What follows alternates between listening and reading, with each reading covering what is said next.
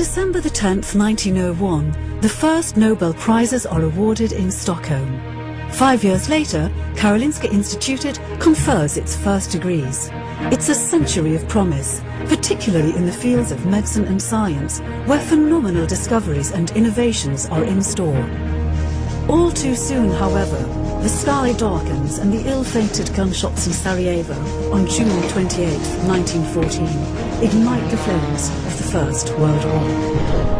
Karolinska Institutet naturally cannot avoid being affected, but its academic and scientific endeavours still continue apace despite the turbulence. In 1930, the Swedish Parliament decides that a new teaching hospital is to be built on the Norrbacka site in Solna.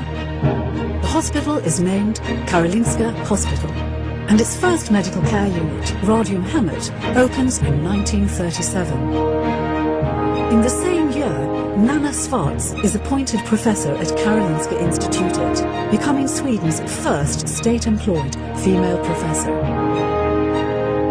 2 years later, on September 1st, 1939, the Second World War erupts when German troops invade Poland. Again, the world is thrown into turmoil. However, time passes and Karolinska Hospital is inaugurated in 1940.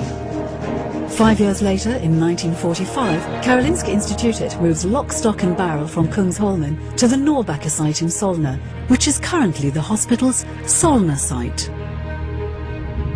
In 1955, Hugo Theorell becomes Karolinska Institutet's first Nobel laureate, winning the Nobel Prize in Physiology or Medicine for his work on the nature of oxidation enzymes.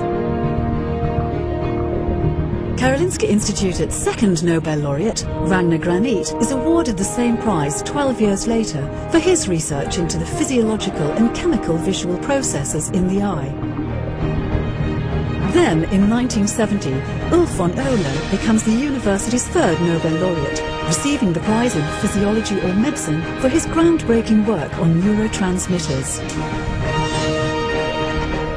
In 1972, Huddinge Hospital opens at the south end of Stockholm. The departments are subsequently expanded to Huddinge.